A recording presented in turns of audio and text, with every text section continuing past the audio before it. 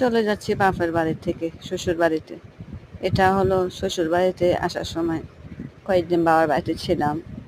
তো বন্ধুরা, সব নারীদের বাবার বাড়িতে অনেক প্রিয় জায়গা। স্বামীর বাড়ি কিন্তু নিজের একটি সম্মানের জায়গা। এটা কিন্তু অক্সিজেনের ওখানে বাইজি ফেলিয়ে বাইজি রোডটি কারা কারা চেনেন, চিনতেই পারবেন দেখলে। এটা বাইজি রোডে।